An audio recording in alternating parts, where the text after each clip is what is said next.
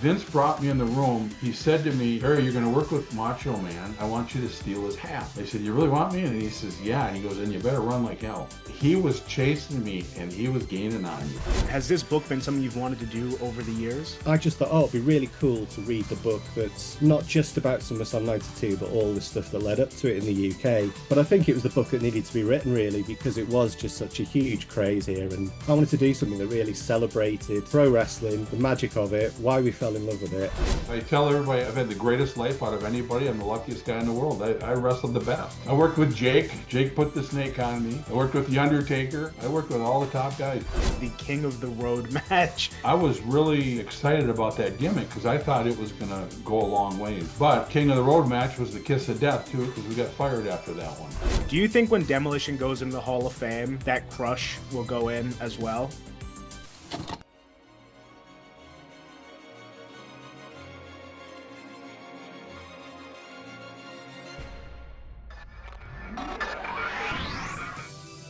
Rewind, recap, relive. Woo! That's what the world is watching. My first guest is a lifelong wrestling fan and the author of the awesome new book, Rampage, aimed at transporting you back to the magical time of WWF's golden era, specifically the massive boom in the UK during that time. Please welcome Lee Herbert. All right, Thank you Lee. very much for that wonderful introduction, Jonah. Thank you so Absolutely. much for having me on too. It's a real privilege to be here.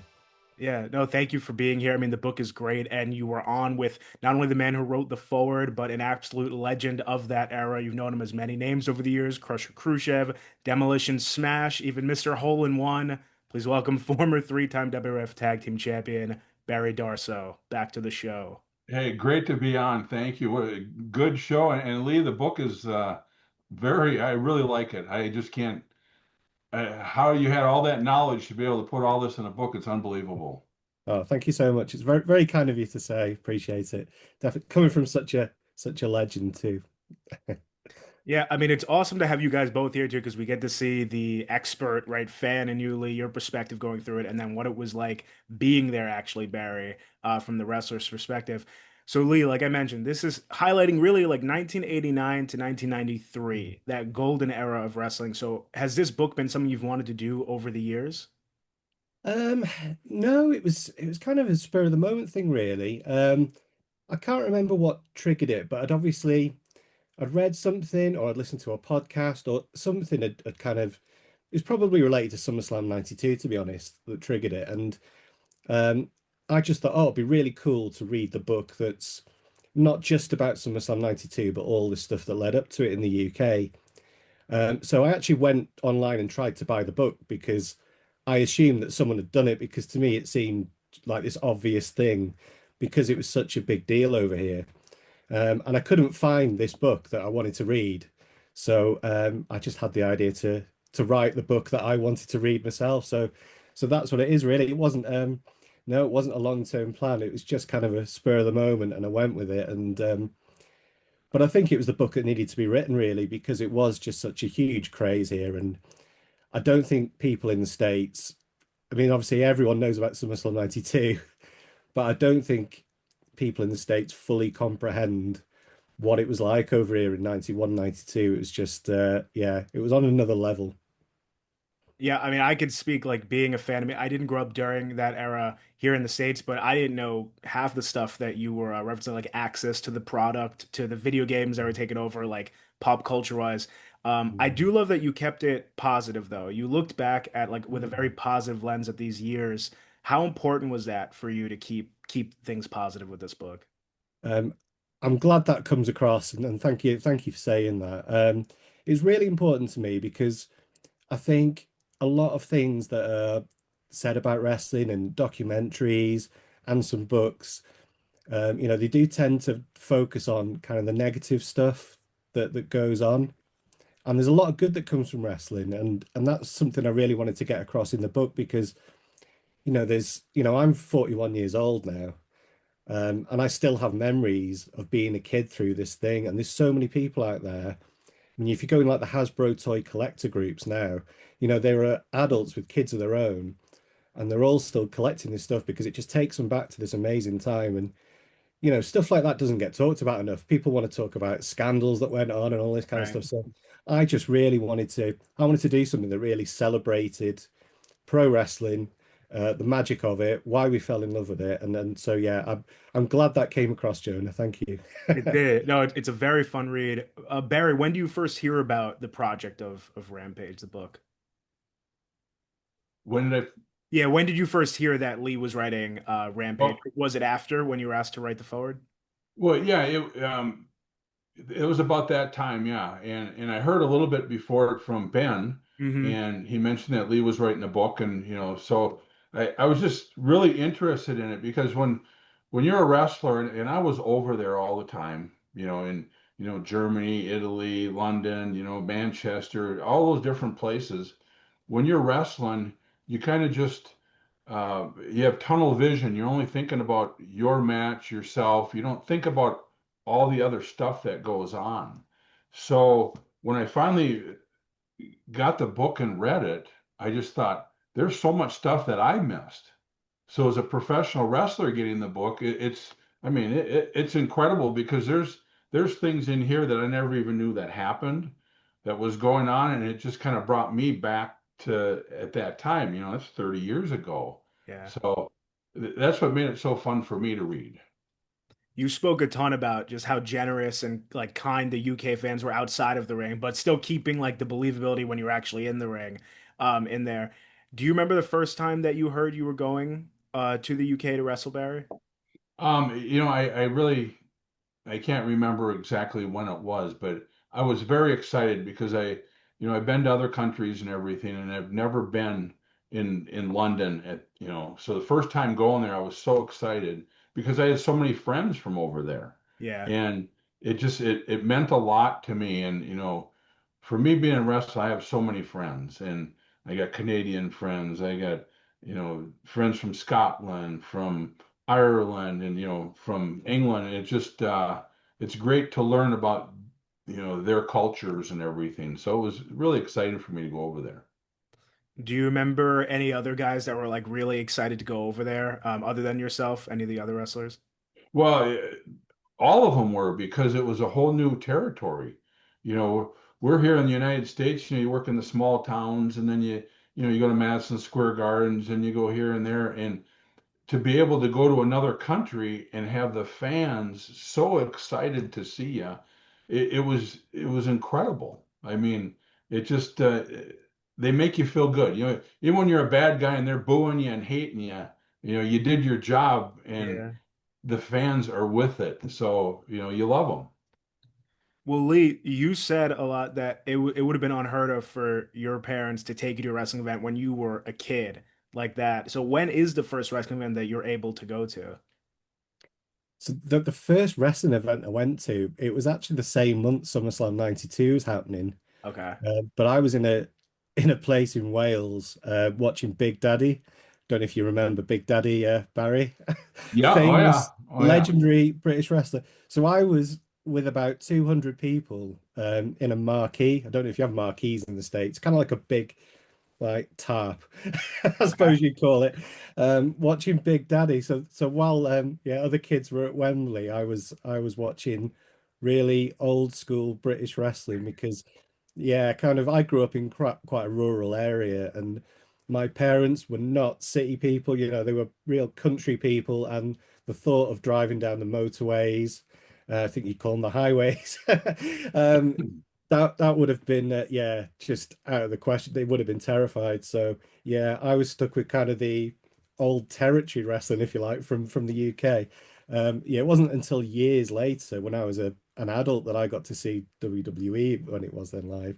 But no, no, But Lee though, Lee, when did they have the local TVs and everything at that time, or was there no TV?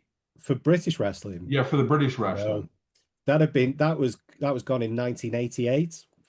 Okay. Um, so yeah, so wrestling got taken off TV here in '88, which was great for you guys in the WWF because Yeah. then when Sky TV put you on, there was no competition because yeah, you were the and then and well, I mean, to be honest though, once people had seen the WWF, they weren't going to go back to World of Sport because it was just on another level, as you can imagine, going from, kind of small leisure centers in the UK to seeing Madison Square Garden, all this stuff. It was wrestling like we'd never seen it before. Yeah, and I can remember, wrestling in the territories here, and people talking about wrestling over there, and you know, I remember when Sky TV was the big thing all of a sudden Mm. there, and the talk was, well, we're all going to be on TV over there. So once you hear that you're going to be on TV, you know you're going to make the trip over there sometime. But at that time, we didn't know exactly when, and we didn't know how the fans were going to react to the WWF at the time either. Yeah. Lee, what was it like if you could describe it when WWF came to town in the UK? It was, what I kind of say to people about this is when I'm trying to explain how big it was, like, today you think, well, WWE, they've got all these streaming deals, they're Mhm. making billions of dollars, all this stuff is going on. And it isn't as big now as it was in 91, 92 here. And which is crazy when you think how big it is now. But back in 91, 92, it was just in every part of your life. It was in national newspapers with a readership of say 10 million people, that's a lot in the UK.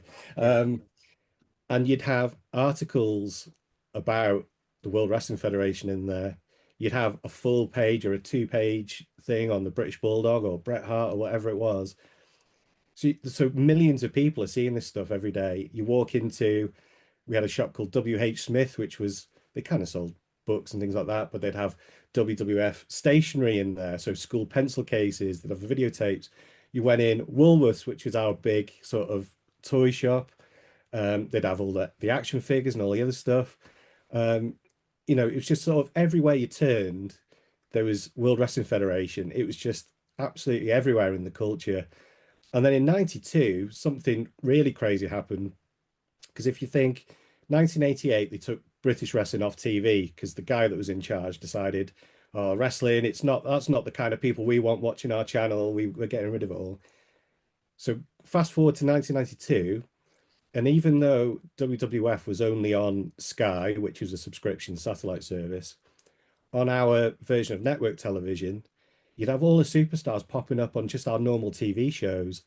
Like we had a Saturday morning TV show called Going Live, which Mhm. every kid in the country watched. Hacksaw was on it, Randy Savage was on it. Then we had a show, like a prime time entertainment show called You Bet. Davey Boy Smith appeared on that. Hacksaw was a show we had called Games Master, which was, kind of people watch now on, people gaming, streaming and stuff like that. It Right. was like a 90s TV version of that. Like Hacksaw was on that. It was just all over. No matter what channel you were watching, wrestlers were popping up on it, American wrestlers. And it was so, yeah, even so today, my point is it's nowhere near as big today as it was then because it was just absolutely you couldn't miss it really. Even if you didn't have Sky TV, you would spot it somewhere. You would see a toy or a magazine, or you'd read something in the newspaper. So yeah, it was a big deal. Well, in there too, you were talking in the book, you were talking, Davy Boy was with Robert Plant at one time. I think that Yeah, was in. Well, me and Crush met Robert Plant too at yeah, the building. We got pictures with him and everything. He was my favorite singer of all time, and but that's how big it was. yeah, It was huge over there. yeah. That's it. See, you're the hero to the rock stars. Yeah. That's how big it was. Yeah. Yeah, Lee, I imagine like that must have felt good for something that you loved so much to be legitimized like that. Because I mean, I'm used to like as a wrestling fan, you say you like wrestling, at least when I was growing up, and it's like, well, what is that? Because it kind of was in one of its downward periods then. But to be able to be a fan and then see it rise like that must have been awesome. Yeah, absolutely. It was just a magical time. And yeah, it was a strange period where it was it was cool. Like in school, Right. as you say, quite often in school, I mean, there are times where you get into things and it's, people will use it to take the mickey out of you, whatever. But it was that in 92 when it was all really building towards SummerSlam, everyone was into it. And so yeah, I think that's pretty cool. No, absolutely. It was.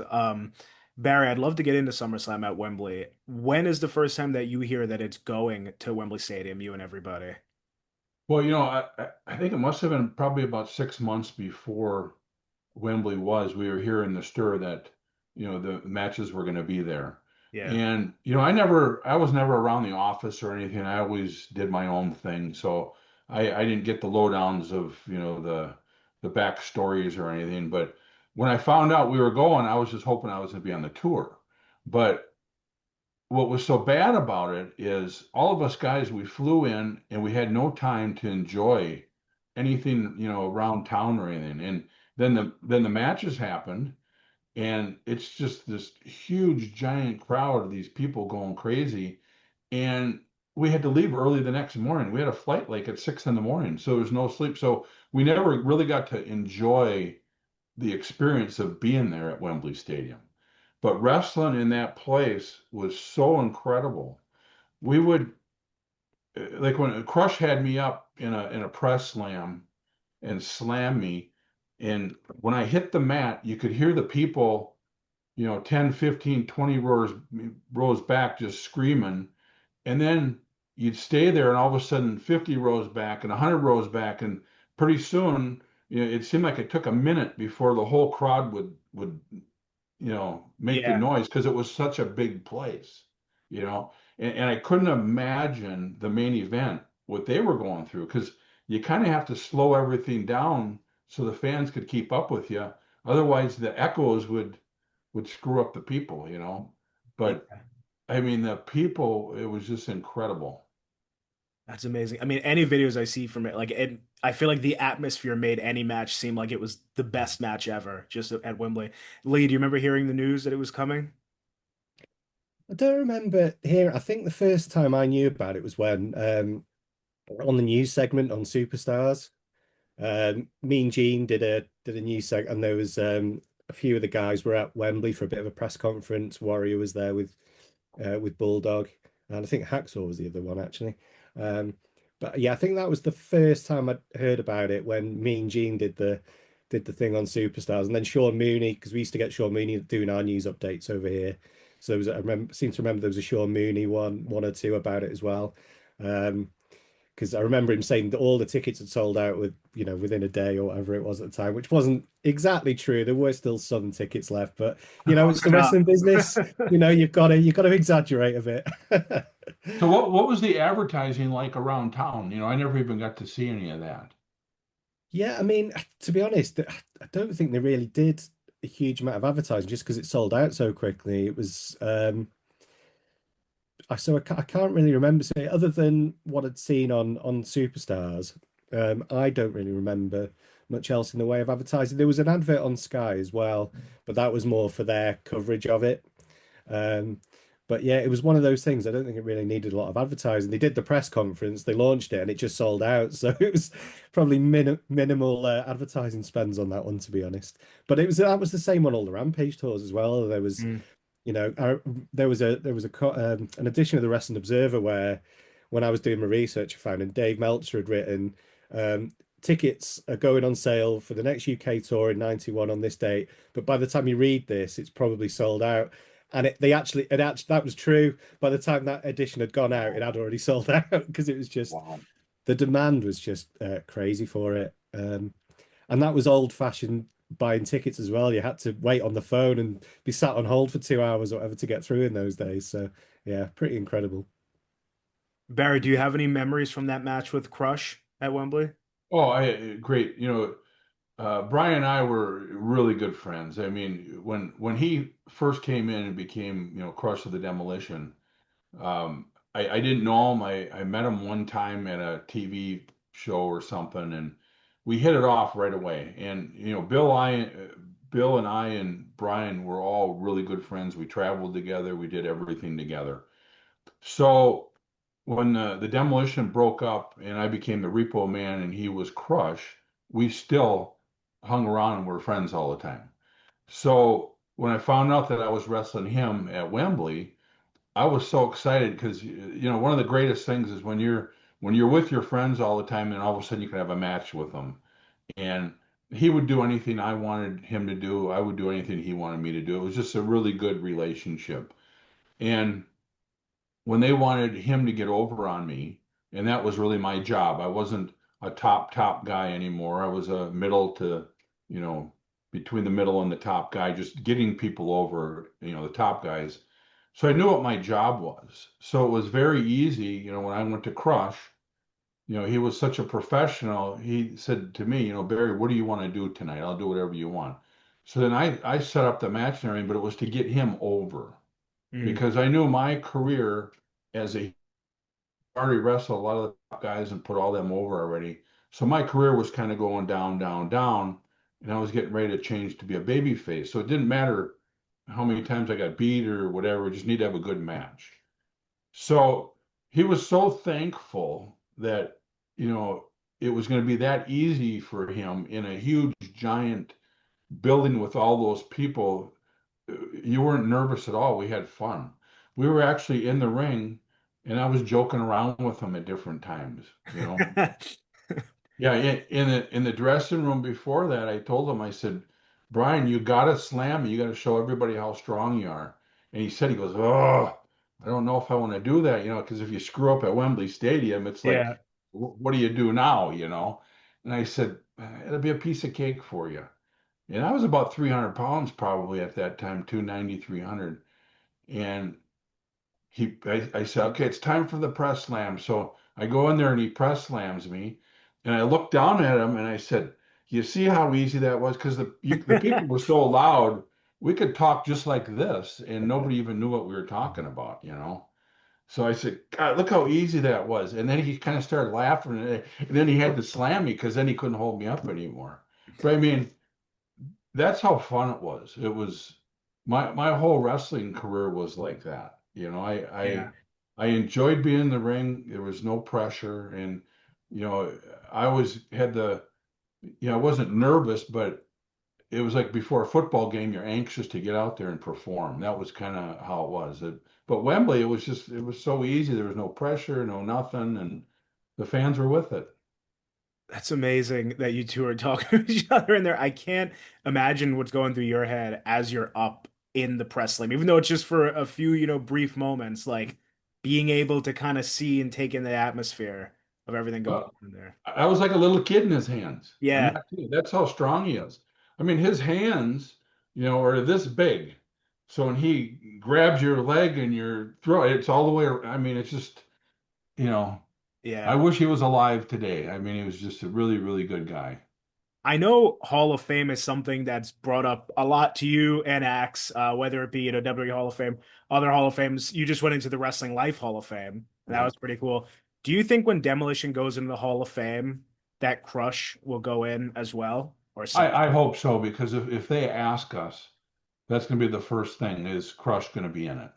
And I think he deserves to be in it along with us. Yeah. No, absolutely for the work he did. I feel like the Demolition Hall of Fame is coming too. That induction's, I mean, it's got to be coming. You guys were there last year, right? Overdue. So, Way Yeah. overdue. Yeah, Come we on. actually 2 years ago they asked us to go there, uh, and we already had our whole days booked and everything, so we couldn't make it. But then last year we left time for it. And we did go there, and it was great to see all the guys again. And you know, when we first got off the elevator in the room with all the guys and everything, the first person that comes to us was Bruce Pritchard, who I'm really good friends with. Greatest guy in the world, and he put us right at ease talking to us. yeah. And then Stone Cold Steve Austin was there, and the real surprising one to me was CM Punk. I never met CM Punk before. I didn't, know what he was like or anything, but he came up to us and we sat and talked for about 15 minutes. What a gentleman, incredible guy, smart guy, and just, all business, and then, Yeah. Cody Rhodes and Undertaker and, it was just great to see everybody again. So, you know, it'd be an honor to get in there, but, you never know. There's so many great tag teams. Absolutely. No, there are, but Demolition's Far too like much. Lee Far too said. modest, Barry. Yeah, like Lee Far too said, modest. long But, overdue. long overdue, yeah. We can say it, Joe. We're allowed to say it, Jonah. It's Exactly. fine. Yeah, we don't make decisions, so we can say whatever we want, right? Well, Lee, I got to ask you a question here. Yeah. So, how in the world did you come up with all of this stuff. I mean, the knowledge, who'd you talk to? How did you do this? I mean, because some of the stories in there, I remember and I went, how in the world did he know that? So A lot of research. I mean, I wish I could say it was all from inside my head, but yeah, there was a lot of research, and yeah, I spoke to a lot of people for quite a long time. But yeah, it's really, I mean, it comes down to the quality of the people I interviewed, really. I mean, I wish I could take all the credit, but I can't, to be honest. Um, like people like Tom Emanuel, who ran the publishing and ran all the magazine for WWF, between 85 and 95. People like him had so much knowledge. And what really shocked me as well when I was researching this book is how much people remembered from this time, because I thought, especially to some people that were only involved for a short period of time, like the guys who did the sticker albums here and things like that, they went on to do much bigger things elsewhere. So I thought, well, they're probably not going to remember too much about this wrestling stuff. It's probably just like, oh yeah, that was something I did 30 years ago for a couple of years. But everyone had such amazing memories of this time. Like those guys that did the sticker albums, they had the Undertaker did an appearance at their warehouse in a place called Milton Keynes, and they dressed it up like a funeral parlor. And they were telling me about 10,000 people turned up on this trading estate to see the Under. So they had all these amazing memories. And there was someone else I spoke to that he'd had to take the Bushwhackers somewhere because they'd asked WWF if they could have him for an appearance. And he said he just remembers being like in this limousine with the Bushwhackers driving around, going to like these like stores in different places to do these appearances, and just thinking like how crazy this whole thing was. So yeah, I spoke to some amazing people, to be honest, and a lot of research, because my memories of it were quite foggy because it was a long time ago. So I'm glad everyone else had very clear memories. nice. As someone, because I didn't grow up watching the golden era, you explained how popular it was in the UK, but just the era overall, Lee, what do you think made it so special? Like having lived through it, what made it such a unique era of wrestling? It's a good question. I think the characters were such a big part of it, because it's like funny, we've got Barry sat here right now. Yeah. And if you say to someone in America, who is Barry Darsow, they're going to say, well, it's Demolition Smash. Obviously, he's in the top tag team in the Hulkamania era, the biggest era there's ever been, and he was on top in the tag team division. But in the UK, we didn't live through Hulkamania. You Hmm. know, you could get WWF over here if you had cable, but hardly anyone did, because cable never took off over here like it did in America. So only like 1% of the population would have been able to see it. So by the time it came onto Sky Television on satellite in '89, Hulkamania was kind of dying off by then. So in the UK, if you say Barry Darsow, we think of him as Repo Man, because we lived through that character era coming out of that. Um, so yeah, to him, to us, he's more Repo Man, and it was those characters like him, and like Crush is a great one as well. Like I absolutely love Crush, and if I'm being honest, it was his ring gear more than anything, because he had that sort of day glow, the Hawaiian gimmick like that at the time. When you were a kid growing up at the time, like to see that on TV, you're not going to change the channel. And you had all these other guys, even like the Mountie and all this other stuff. Today some people, might think, oh, well, that's not real enough. Everything's got to be realistic and it's got to be this. But that was the magic of it, I think. It was these crazy characters. You all knew exactly when you saw a picture of them, without knowing anything, you knew what they were all about just by the way they were dressed, whatever gimmick they were carrying, all this other stuff. And it was also colorful. So I think that was a major thing, because, like I say, when it came on TV, there was no change in the channel.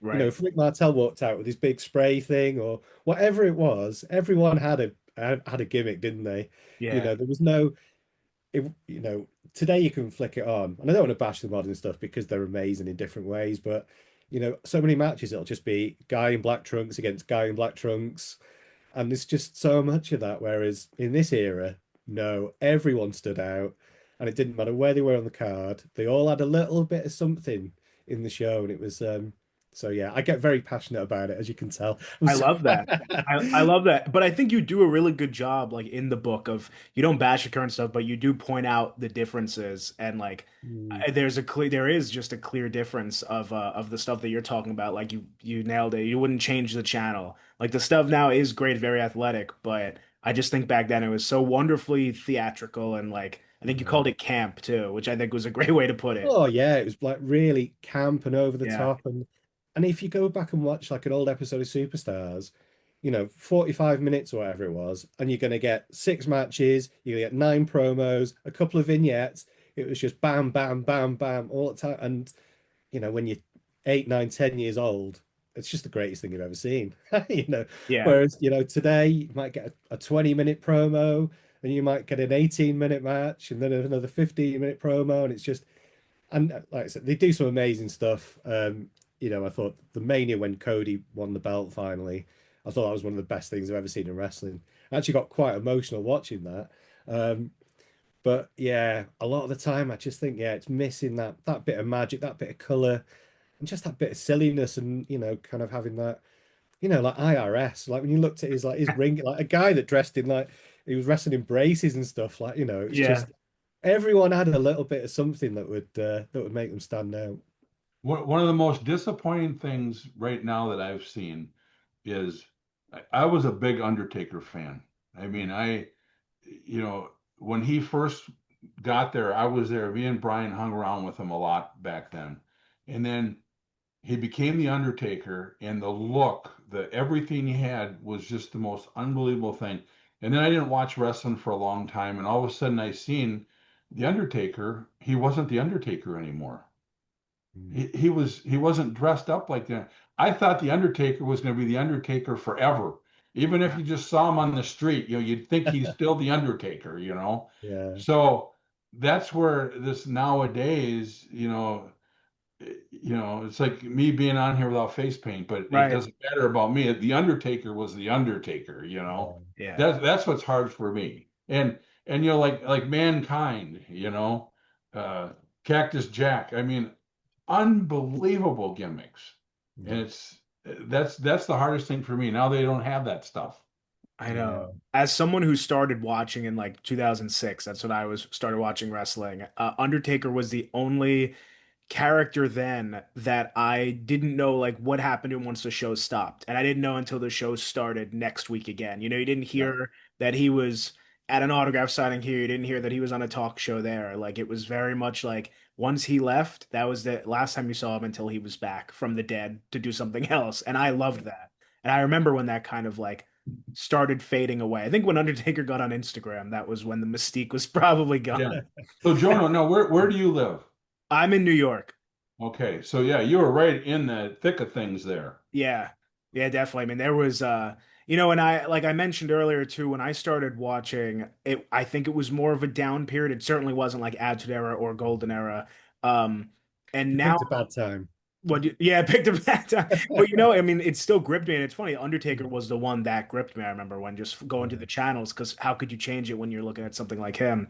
Um, but then we went through like the waves, and now I think in the last 5 years, I'd say I'm finally starting to notice people like on the street with wrestling shirts again. And you find your people like that. But it's interesting. You really do see it go through the waves with different eras.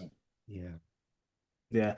Barry, so we mentioned all the colorful characters. You portrayed so many of them. I'm not sure the exact number. I Uh, don't even know. I don't know if you are. But I what's don't the even know. secret to making each one so unique and work the way that you did? Well, I tell everybody when I was Barry Darsow, I was terrible. I couldn't be Barry Darsow. It's like who in the how do I work like that? Yeah. So I had to be a character, and once I became the character, I actually really tried to be that character. You know, when I played golf, when I was a golfer, I was a golfer. Oh, really? Yeah, when I That's was a totally repo fun. man, I really did repo cars at one time. When I was the blacktop bully, I did get kind of mean sometimes on the road. I mean, so that's kind of how I did that. And then plus, they'd give you a little bit of a push too. The office would on TV to kind of get over, and that's the whole thing. If you could take the worst wrestler in the whole world that couldn't tie his shoes or do anything, if you gave them enough TV time and the right kind of gimmick or whatever, the TV, they could get them over, you Yeah. know? And that's what's amazing about this business. But then you get somebody that has a little talent and you give them that time, then they can really go with it. But it's all the work and it's all who you work with and what you're doing. And that's why my career has been so successful. Everybody, I've got along with everybody and people have helped me out a lot. Yeah. Well, you are extremely kind, Barry. Just in our few interactions, and Lee, I think you said so too. Very kind person, Barry. So I Well, think that thank you. I appreciate that. And, Hmm. it's, what do you say? what do you say? Yeah, exactly.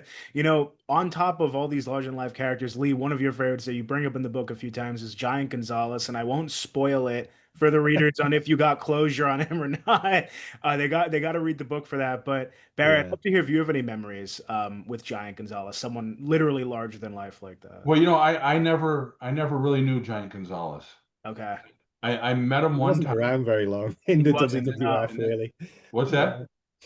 I said he wasn't around for very long in the WWF. He came in a couple of matches and he was, gone, wasn't he?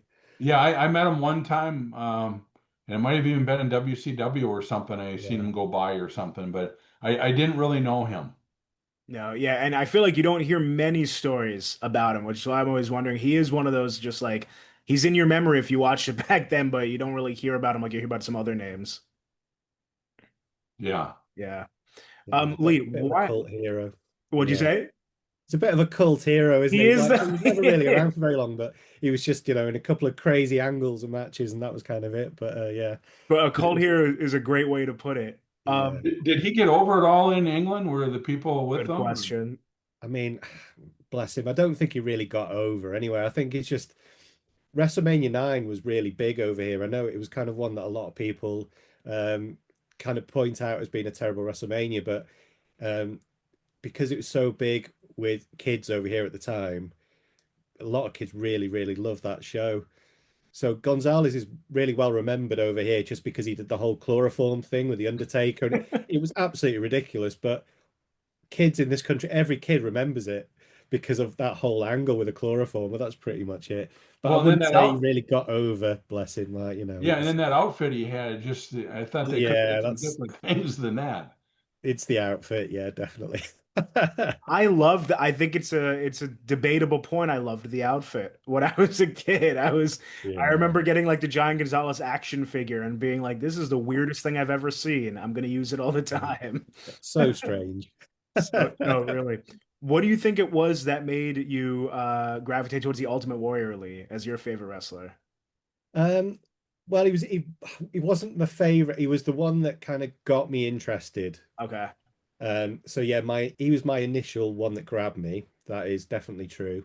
But that was purely a visual thing because I didn't actually get to see any wrestling for probably quite a while after I first found out about it.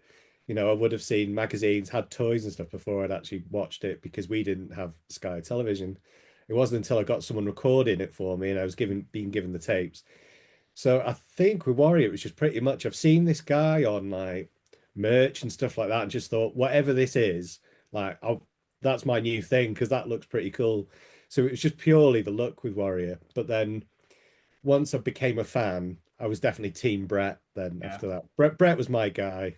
Once I was watching the shows regularly, and um, yeah, I just thought he was amazing. And yeah, kind of had it all. I think with Brett, it was.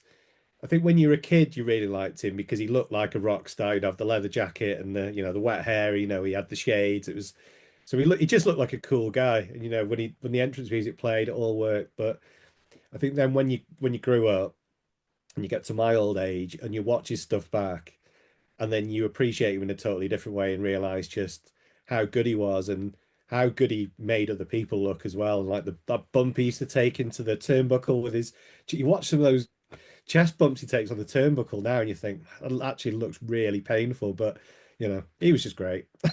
I remember one of the first times I ever wrestled Brett.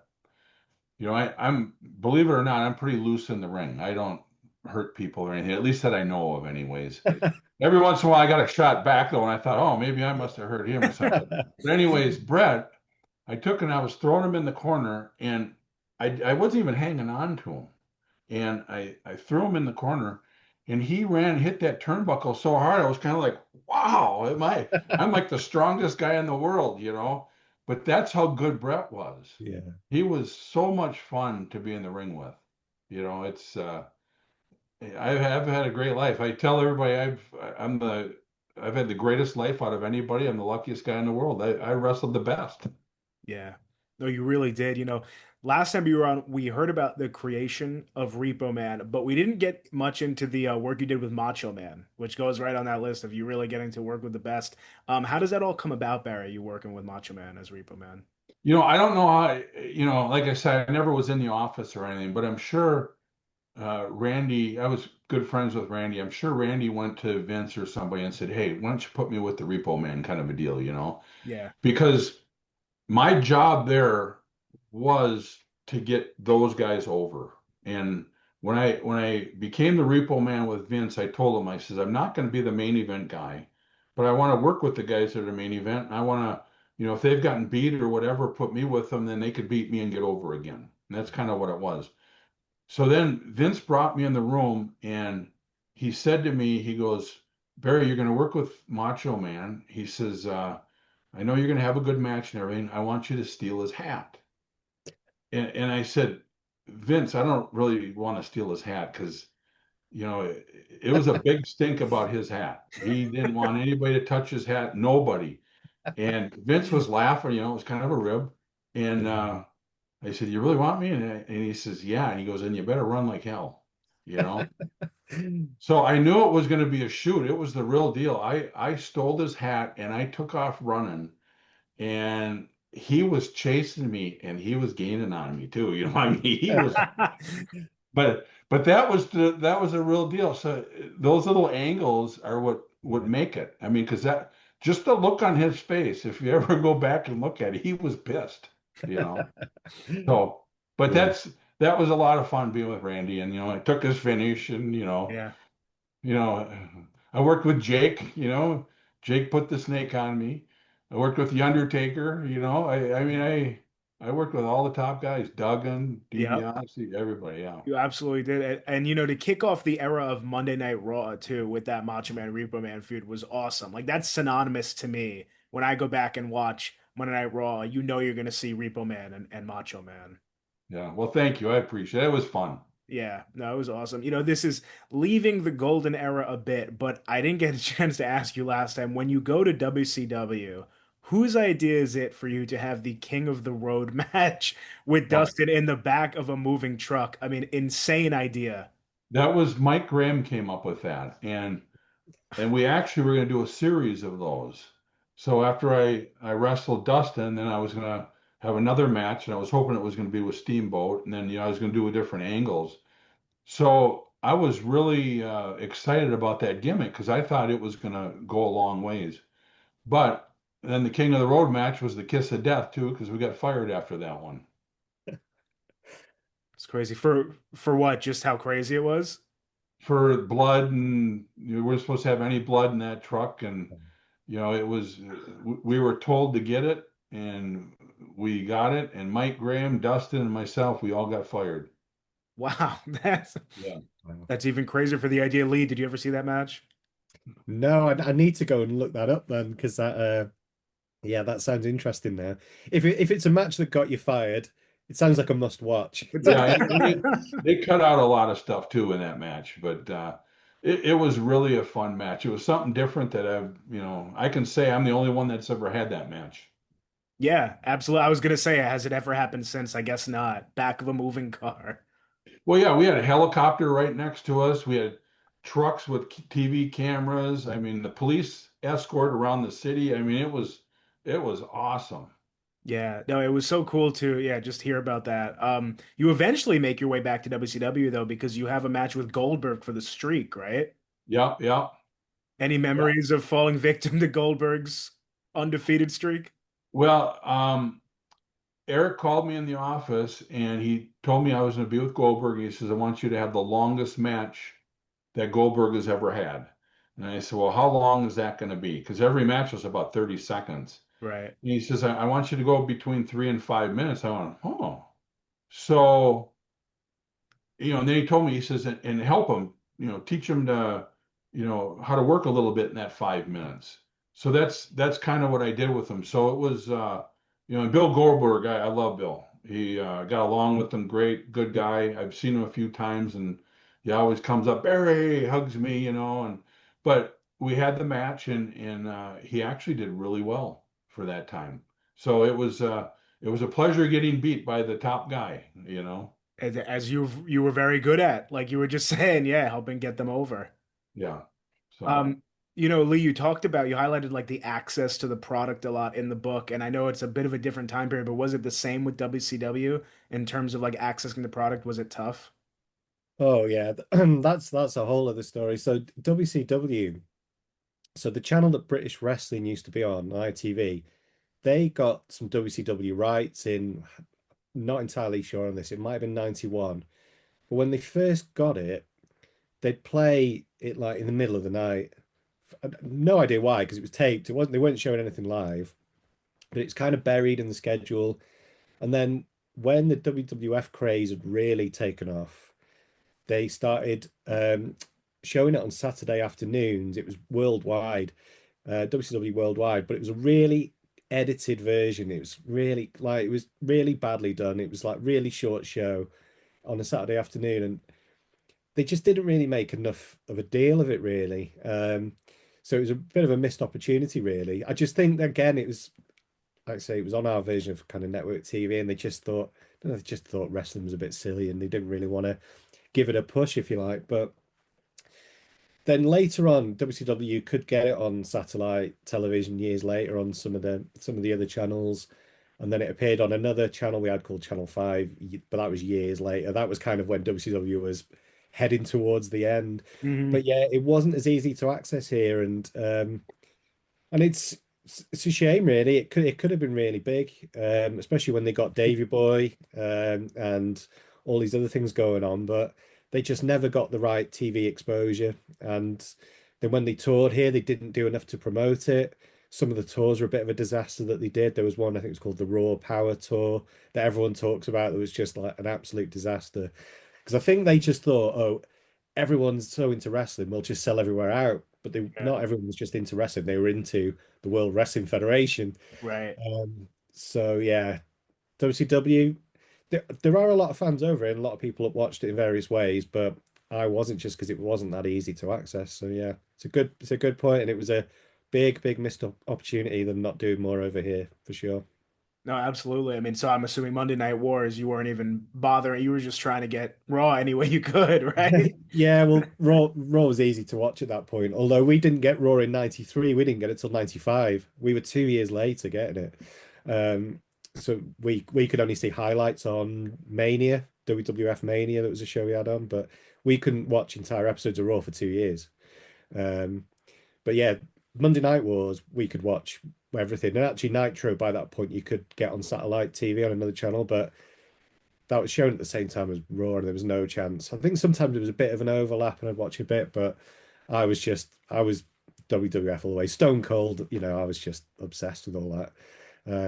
So yeah. So I probably watched more WCW from that era in the last few years than I ever did at the time. No, totally fair.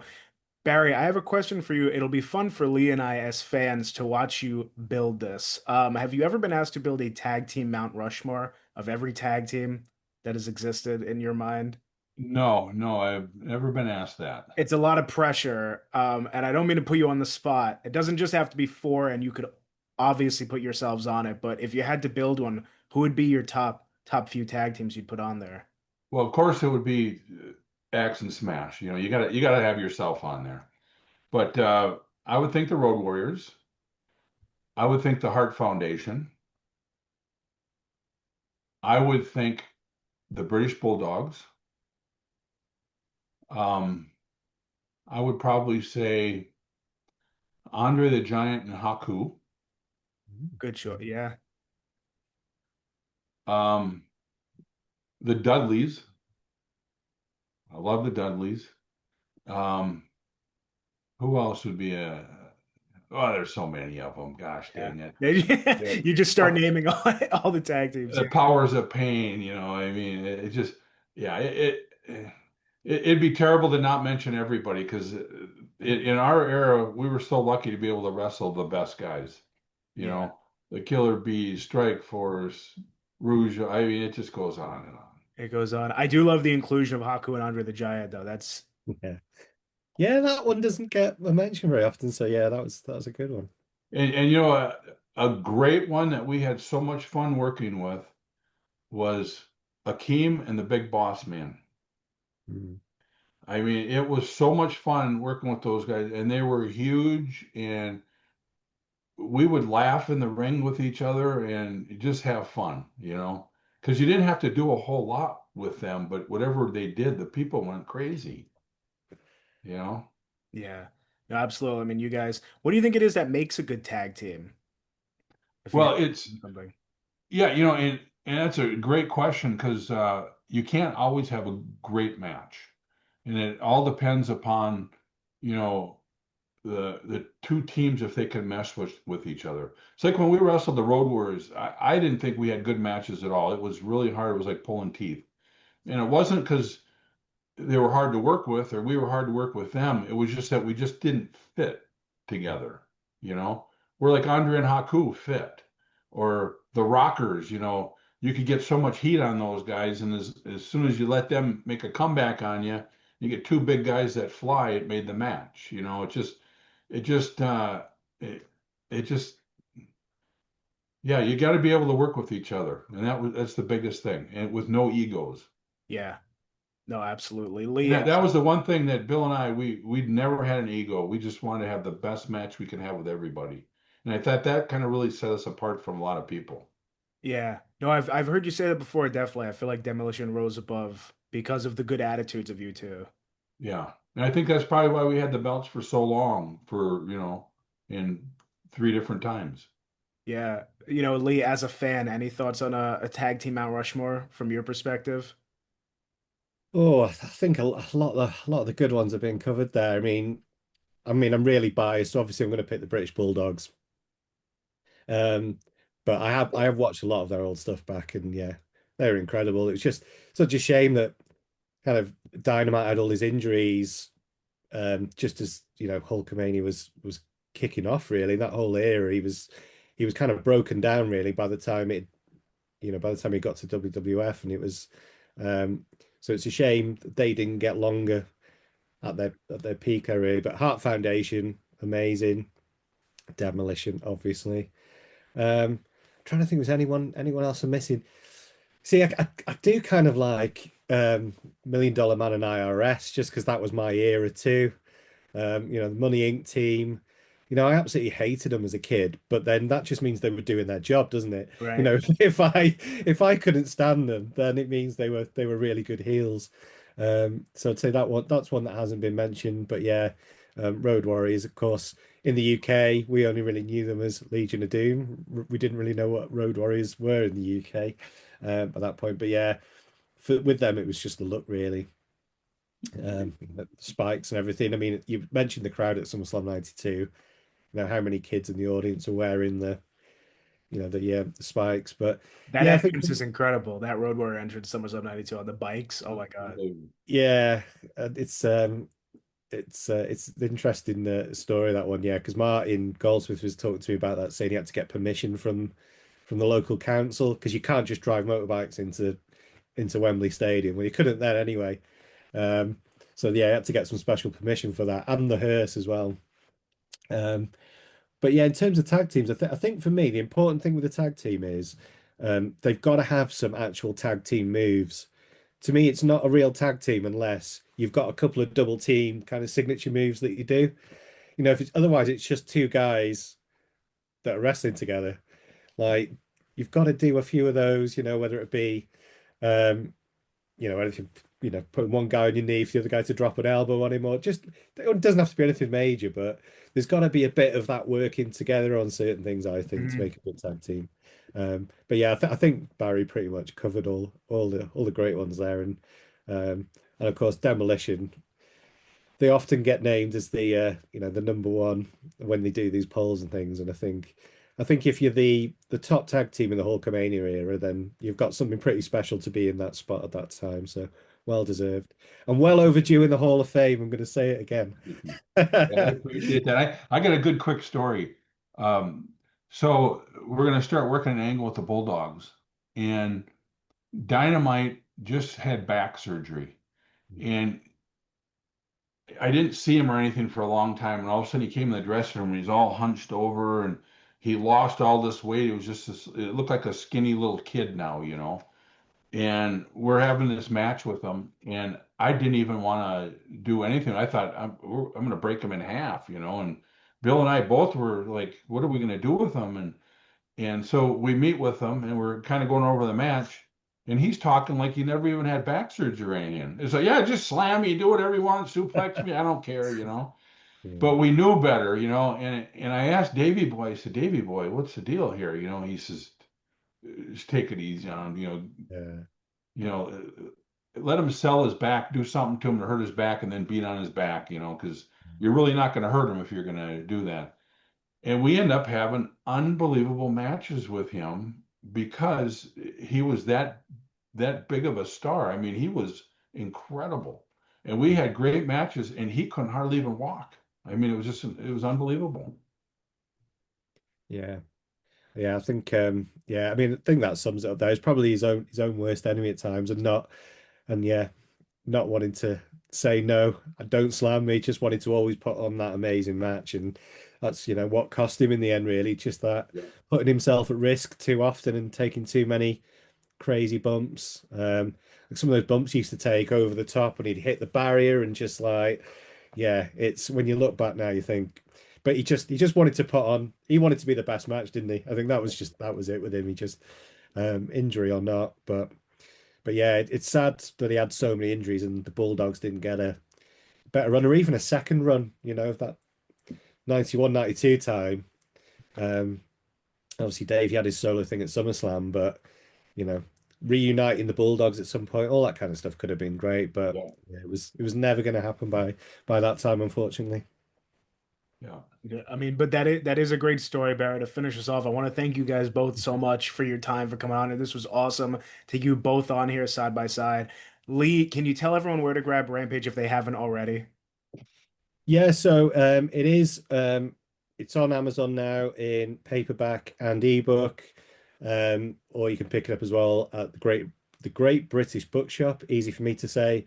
But yeah, most people are probably going to be looking on Amazon, but you can find it on there in whichever format you prefer. And I just want to say thank you again for having me on. Really appreciate the invite. You've got a great show here, great background, and you've had me on with a genuine, legitimate WWF legend in Barry Darsow. So thanks again for that. Thank you, Lee, and good job in the book, and good luck with it too. Thank you so much, Barry. Appreciate it. And Jonah, thanks for having us on again. It's good seeing you again. Absolutely great to see you too, as always.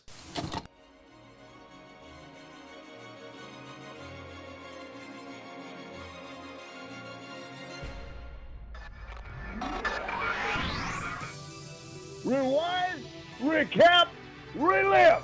Woo! That's what the world is watching.